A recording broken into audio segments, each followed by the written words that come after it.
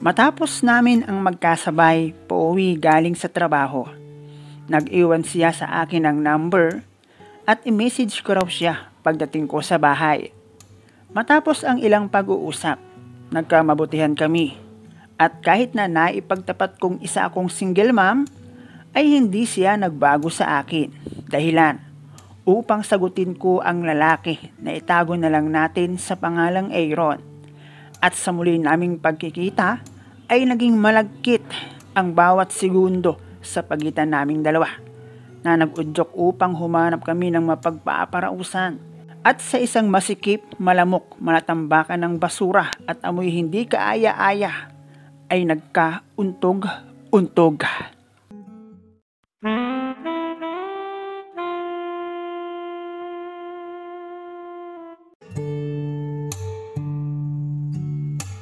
Pauwi ako noon galing ng trabaho nang may sumabay sa akin na isang lalaki at siya nga si Aaron. Tulad ko ay isa ring empleyado. Nagkakwentuhan kami about sa kumpanya na aming pinapasukan at kwentuhan tungkol sa mga ginagawa namin sa loob ng kumpanya.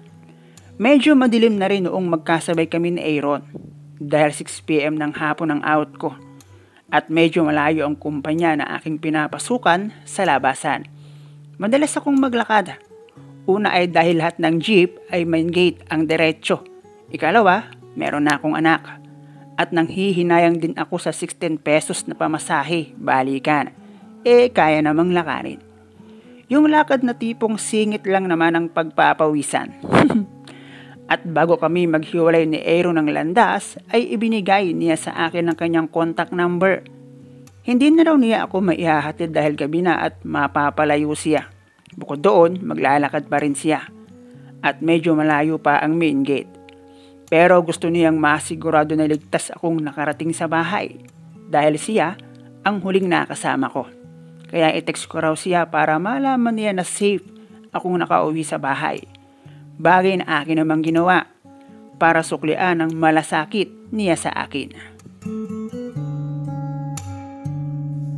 Nagkaroon kami ng pag-uusap cellphone at nang magtanong siya sa akin kung meron daw ba akong boyfriend, naitanong ni Aaron dahil bakit raw walang nasundo man lang sa akin kapag uuwi ako ng gabi. At sinabi ko ang totoo na wala akong karelasyon pero meron na akong anak. Bagay na nagpataba ng aking puso at nagpakilig sa akin ang kanyang naging reply. At sa lagay na iyon ay 2 beses na agad niya akong napakilig. Kasama na yung gusto niyang malaman kung safe akong nakauwi sa bahay. Sa kabila ng pagtatapat ko na isa akong single mom, ay hindi iyon naging hadlang upang ligawan ako ni Aaron. 3 taon na ang anak ko at matagal na rin walang nagkikare at nanliligaw sa akin. At tingin ko panahon na para muli kong buksan ang aking puso at magmahal. Hindi ko man masyadong naaninig ang kanyang itsura. Pero kita naman na may itsura siyang lalaki at matangos pa ang ilong. Bukod doon, mabuti ang kanyang kalooban. Kaya naman kahit isang beses palang kaming nag-meet ng personal, sinagot ko si Aaron.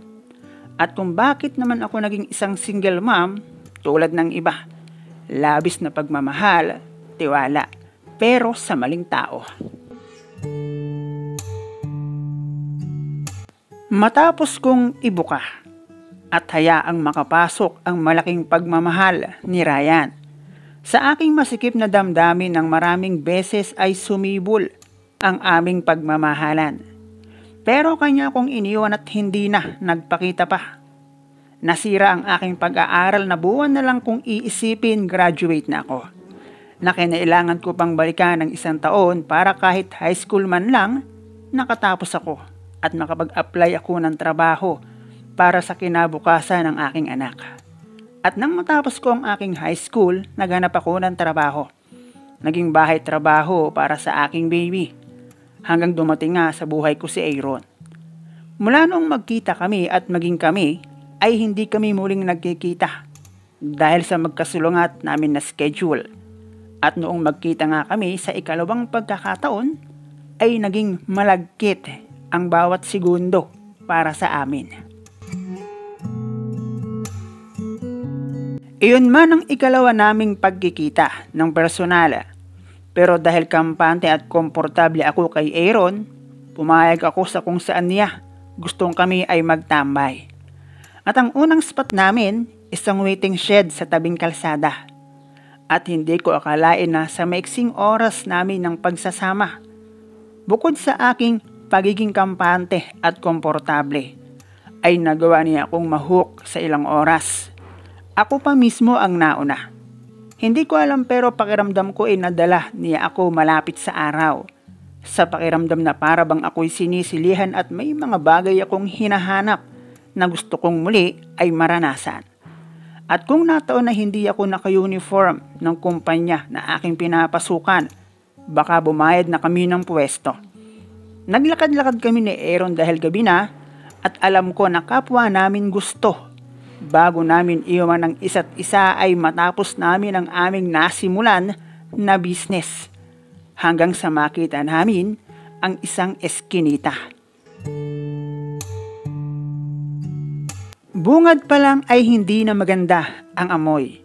Masikip at kunting kilos lang tatama ka na sa pader. Lalo na sa akin na medyo may katabaan. Malamok at may mga case pa ng soft drinks or beer ba iyon. At sunuran ang magandang pwesto. Nagpiesta man ang lamok, kahit halos mabukulan at magasgas ang siko, ayos lang. Magkasunod man kami na parang nakapila, pero sabay naman naming inabot ang finish line at iniwan namin ang eskinita na kontento sa isa't isa. Pero ang masaklap, nalaman kong tulad ng ama ng aking baby, hindi rin karapat-dapat si Aaron sa aking pagmamahal at tiwala. Dahil nang samahan ko siyang abutin ng una naming tagumpay, gusto niya laging ganoon na. O kung hindi man gusto niya akong pakainin ng hilaw na saba kahit sa tabing kalsada. Bagay na pakiramdam ko hindi ko deserve ang tulad niya. Kaya kahit alam ko sa aking sarili na mahal ko si Aaron, sa takot kong maulit ang nangyari sa akin, nag-give up ako. Bata pa naman ako at hindi pa huli ang lahat para sa akin.